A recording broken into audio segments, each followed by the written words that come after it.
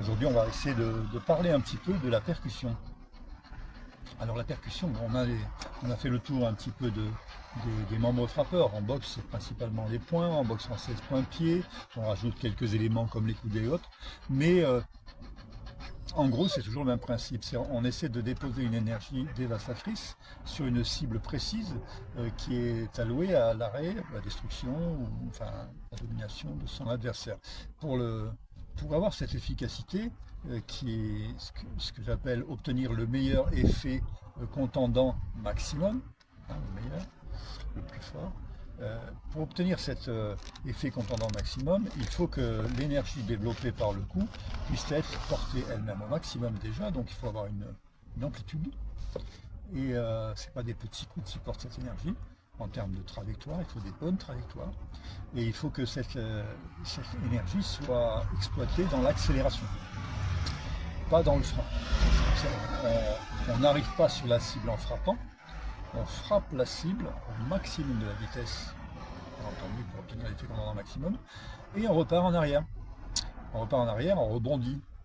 Alors, si on laisse en contact le membre frappeur, par exemple le poing, avec la cible, au moment de la percussion, donc au moment de la transmission de l'énergie qui va donner le coup, on a deux zones qui sont en contact et qui sont en contact de choc, et on va établir un transfert énergétique, et ce transfert énergétique a d'autant plus d'effet sur une personne qu'il est porté et déposé un petit peu comme si on posait une grenade et abandonné très vite. On repart en arrière très vite parce que ça va exploser.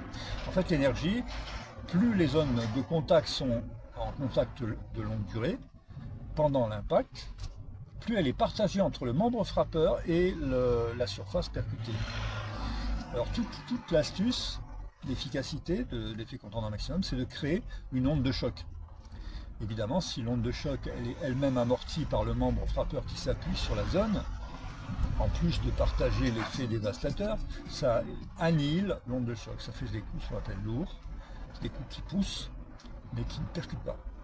Et c'est toute la différence entre un coup bien fait, à bonne distance, à bonne vitesse, etc., et un coup mal fait. Et donc, c'est ce qui fait la supériorité d'un bon boxeur, c'est de maîtriser cette percussion. Voilà. On va en reparler la prochaine fois. J'essaierai d'aborder d'autres sujets en rapport avec la percussion. Mais rappelez-vous, l'effet contendant maximum s'obtient dans la phase d'accélération optimale du membre frappeur, arrivant sur la cible, et qu'on cherche à frapper sec et non pas lourd. Vous verrez les retentissements de cette vérité sur l'entraînement. Il faut adapter l'entraînement à rechercher cette expression de votre énergie et non pas frapper des coups poussés. Quand vous frappez des coups poussés, rappelez-vous, c'est vous qui fatiguez. C'est l'adversaire, bien sûr, est poussé, mais il se déplace un peu grâce à vous et c'est pas efficace. On en reparlera la prochaine fois.